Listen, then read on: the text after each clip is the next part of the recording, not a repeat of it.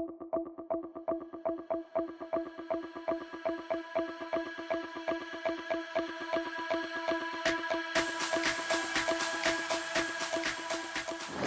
and welcome to the Car Compass. My name is Sandu, and in today's video we have two SUVs from Hyundai, the Santa Fe's hybrids, one in the SE, the other one in the SEL. Now, if you want to pronounce Hyundai as the Korean are going to recommend, you are welcome to do so. If you prefer Hyundai like the Americans are pronouncing it, let me know in the comment section below. So we have a direct comparison between an SE and the SEL in the hybrid. Both of them are going to be in all-wheel drive. Now the trims you're going to get in the Santa Fe in 2026 are going to be SE, SEL, Limited, XRT, and then Calligraphy, which is the biggest horse in the barn. The only one that doesn't come front-wheel drive is going to be the XRT. That only comes with the all-wheel drive option. Now you can also get gas-powered engines or hybrid engines in everything else but the XRT. So that really gives you a lot of options when it comes to the Santa Fe. Now, in regards to the engine, as mentioned, you have gas or hybrid. The gas-powered engine is going to offer you a 2.5-liter turbocharged 4-cylinder, produces 277 horsepower with 311 pound-feet of torque. 8-speed automatic transmission, and it's standard front-wheel drive. If you want to add the all-wheel drive, you're gonna pay extra. Something very interesting about your transmission is that the 8-speed dual clutch transmission was replaced by the traditional 8-speed torque converter automatic transmission. That's a new change in 2026. Now let's talk a little bit about the engine that we have under these two hoods today. It's going to be a hybrid 1.6-liter turbocharged 4-cylinder paired with an electric motor.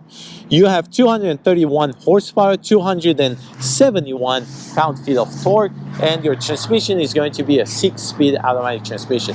Now, as mentioned in both of them, if you want the all-wheel drive, you're going to pay extra. It's about $1,800 on top of that MSRP sticker. The price difference between these two is going to be about $2,500. This comes at $37,950. This comes at $40,240. So about $2,500 in differences. So before we continue and tell you the differences, please don't forget to like and subscribe. That really helps me out with my channel to grow it and be able to provide you with more content like this one. Also, a shout out and a thank you to Hyundai Roseville here in Roseville, California for providing me with both of these cars for this review. Now let's go ahead and start with the differences. And the first one you're going to find is going to be the forward detention warning. The SEL in this video will have it, to where the SE does not have it. As you can see, the SEL engine lights are off. It's only the emergency lights on, and that's how it looks. And now the SE hybrid in our video has the daytime running lights on with the full LED lights on, but no emergency or signal lights. This is how it looks, and nothing else is different. You have the daytime running light bar for both of them right here. This is going to be high gloss with some brushed aluminum. These are going to be your air vents that are going to open once you start driving. Matte black plastic for the lowered grille with parking sensors integrated. Nothing else is different other than the forward attention warning. Now let's move to the side. Tires and wheels are exactly the same. Absolutely no difference. Goodyear Assurance Finesse with the size 235/60 by 18. Rocker panel is the same, matte black plastic, high gloss on the trim on the fender right here. Next difference is going to be your side mirrors. On the SEL, you are going to have signal light integrated and it's going to be heated, to where on the SE you do not have those two options. Now the next difference is going to be your side roof rails. As you can see in this video, the SEL hybrid has it, to where the SE does not have it. Before we move to the next difference, let me give you some dimensions for the 2026 Santa Fe, and you're going to have 190.2 inches in length. You're going to have 74.8 in width. That does not include the mirrors. Your height is going to be 69.7. Your wheelbase is going to be 110.9, and your ground clearance is going to be 7 inches. Now the next difference is going to be your handle and the way you're going to enter the car. On the SEL, you're going to have your keyless fob entry, to where on the SE you only have the proximity sensor, to where if you have the car in your pocket, you will have to push this button in order to unlock it. to where on the SEL you just go close and the car will unlock itself once you try to reach the handle. Also, digital key is standard on the SEL, to where on the SE you do not have it. Now, moving towards the end, let me give you some MPG numbers. And the MPG you're going to find in the 2026 Santa Fe is going to be 35 city with 34 highway. You still have a lid that you can open it from outside. You do not have to unlock it from inside. You still have a cap for your gas tank, and your gas tank capacity is going to be 17.7 gallons. Your range, if you go in the city, is going to be 655 miles. That is a lot. Now let's go ahead and move towards the end. And now here in the rear, unfortunately for the outside, I'm not going to be able to give you any differences because there are none. They both come with the parking sensors, they both come with the rear camera, they both come with full LED, and they both come with the exhaust tip under the car on the passenger side. The top of the spoiler here is going to be the same color as the car with the brake light integrated. The way you're going to open your trunk lid is going to be electrically assisted, and you're going to push this button right here and it's going to open. And now let me give you some cargo space for the Santa Fe in 2026. With all the seats down, you're going to have 79.6 cubic feet of space, 40.5 cubic feet of space behind second row, and behind third row you're going to have 14.6 cubic feet of space.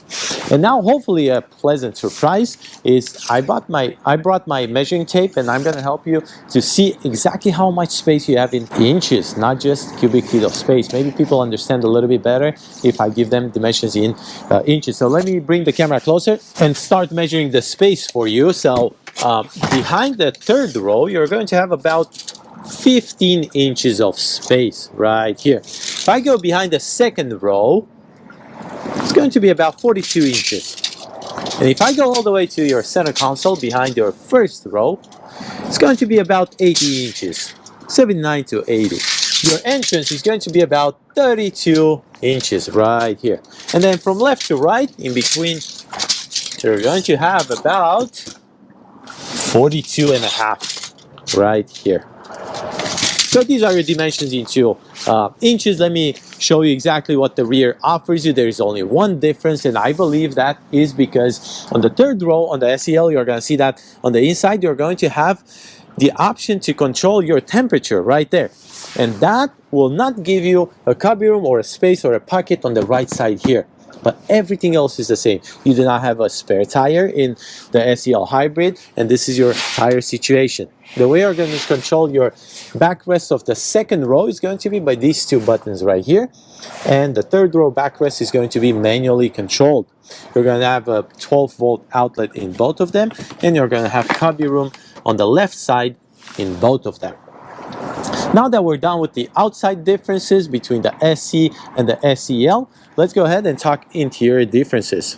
Now I'm sitting in the SEL Hybrid, which is the higher trim in our video today.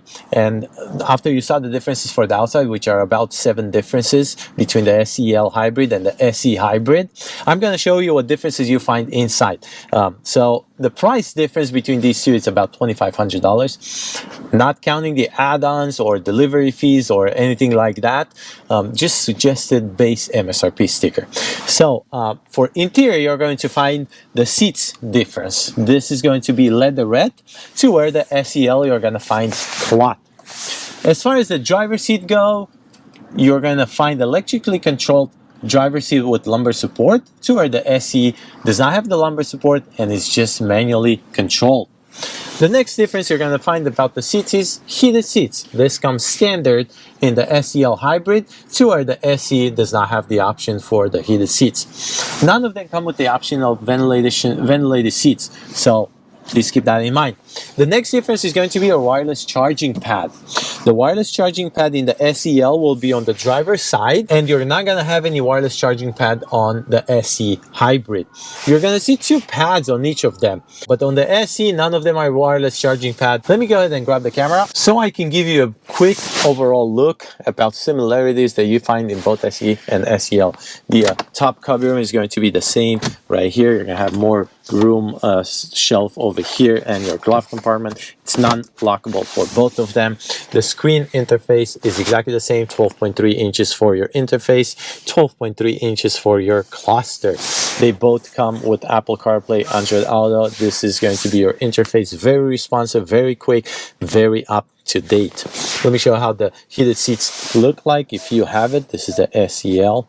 And let me show you the wireless charging pad. This is how it looks. You're going to have this sign right here.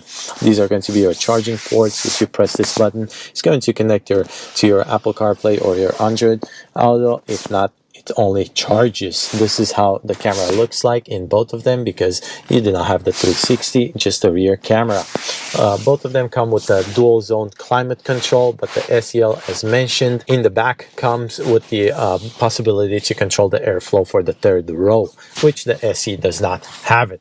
Your steering wheel is going to be exactly the same. This is how you're going to change your cards in the middle of that cluster. It's going to be your cruise control. On the right side is going to be your media control, your volume knob, and all that. Lighting lever, windshield wiper lever, your shifting pads, and the new shifting lever in 2026. This is how you put it into drive.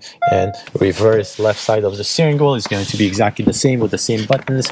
Electronically parking brake, illumination, hold button for lid in the tailgate, and traction control. And your door panel handle or your door panel armrest is going to be different. You'll find leatherette wrap and stitching right here. Everything else is the same with the brushed aluminum, your controls for the windows and the side mirrors and everything else. Now let's go ahead and talk second row seating differences. Now we're on the second row of the 2026 Santa Fe in the SEL, and I didn't want to continue with more similarities for the front, like your armrest or your top with no moonroof or all that, because I want to make this video a little bit quicker so I don't waste your time. The only difference here in the second row is going to be your seat surface. This comes with leatherette and is perforated and with stitching, which is the same as the front. You're going to see that the third row in the SEL simplifies a little bit the design and all that. You're going to see that when I go down there. The way you're going to control this seat is going to be two buttons on the side and the shoulder area, which is going to bunny hop the seat forward like that.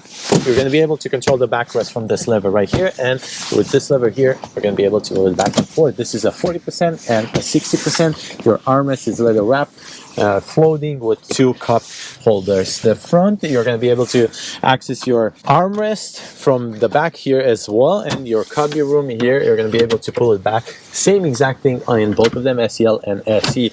Back of the front seats is going to be with two pockets and the two USB-C ports for charging on the back of the front seats. They both have it. The difference you're going to see in front is the wrapped in leather for the seats. And your door panel, there's absolutely no difference. Top is going to be absolutely no difference. You're still going to have your True Light lighting. And this is all for the second row. Let's go ahead and talk about the third row. And now on the third row, let me give you some leg room. For the front, you're going to have 44.4. For the second row, you're going to have 42.3. And for the third row, you're only going to have 30 inches of leg room. So let me pull this second row back and put it into the maxed out position all the way to the back, and you're not gonna have much room here if you're an adult. I'm sure if you put your kids down here, back here, you're gonna have enough room. The only difference that you're gonna find between the SE and the SEL is going to be your air vents and your USB-C ports that are going to be on the right and the left for the USB-C ports. As far as the air vent control for the AC, you're only going to have it on the right side. So that would be the differences between the SEL and the SE, and obviously the seat surface, as mentioned.